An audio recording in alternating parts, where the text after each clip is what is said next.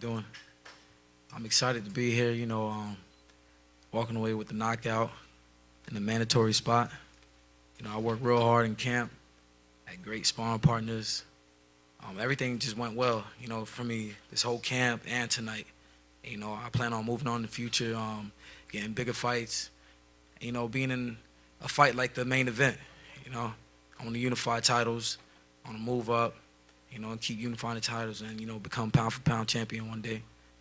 I'm not ducking anyone. I'll fight anybody in the 154-pound division, and, I'm excited. Everybody have a great night. It's a great night for me. I'm 18-0, 13 knockouts now. And I want to thank Showtime, CBS, PBC, my advisor, Al Heyman, Gary Jonas, my trainers, my sparring partners. Everything was tonight played out well. Thank you. Any questions for Erickson?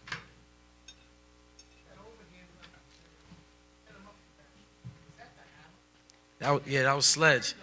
Yeah, that was Sledge. That was Sledgehammer. This was Jackhammer. Bernie?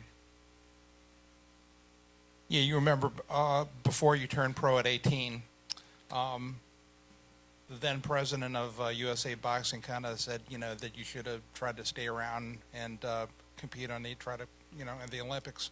That decision to turn pro when you did is starting to look pretty good now, right? Yeah, definitely. I have no regrets.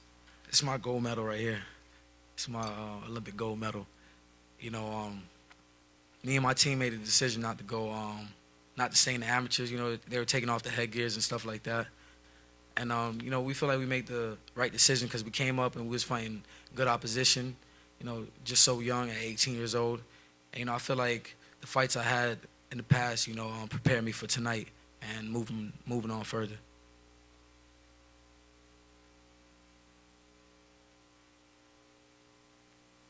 First of all, you're 21 years old. You're an impressive young man.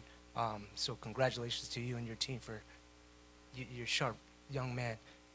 With regard to dealing with taller fighters, Cotto was a taller guy, and that most of the guys that you're going to deal with at 154 are going to be taller guys. How do you make the adjustments with the taller guys like the Charlos? Just setting them up. I kept using my jab. I kept stabbing them to the body. My jab was something I lacked in the past in my previous fights. Not using the jab as much. And, tonight I wanted to keep using it and set him up for the big shots. And, he didn't know that big shot was coming. And I plan on doing that to, all the other tall guys and, just setting them up for big shots.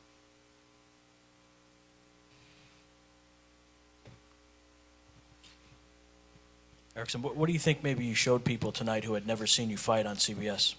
I showed them, I could box. I could go to rounds too, but, it ended early, but, I showed them I could box, and use my jab because, I heard commentators before telling me, I'm not using my jab enough.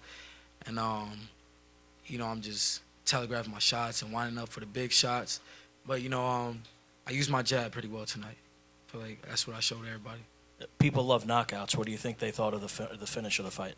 Well, yeah, I think they enjoyed that knockout. I got a lot of love for that knockout tonight.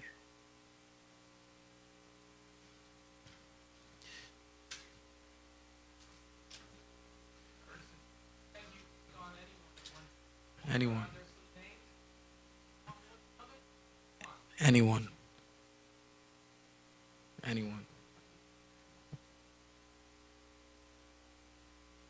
He lacks confidence.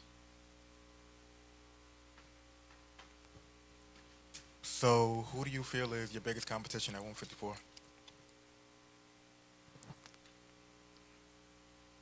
I couldn't answer that.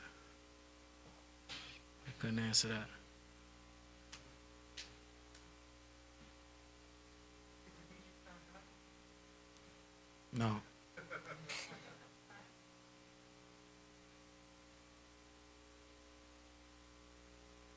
Let's do it. My pen ready. Erickson, Xavier Porter, BrooklynFights.com, right here in the front. Right here. So you are the #1 mandatory for outside of the WBC for Charlo and Hatley, correct? How soon, if how soon will that fight take place? If you know, I mean, they just postponed the fight, so whenever they, get to fight each other, I'll have to fight the winner whenever. Talk to Al, talk to anybody, to get that fight. so it doesn't matter who it is. You just want your scrap. Yeah, I definitely do. Okay. I do expect that to be my next fight. If not, I'll fight anybody with the title. I feel like this is my time for a title shot.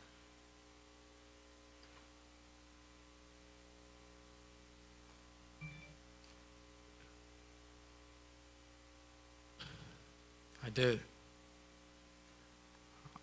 Keith boxed real nice tonight. He was the quicker man. He was in and out. I feel like he started to fade in the later rounds, but he still had that wind in his tank to keep moving. He pulled it off.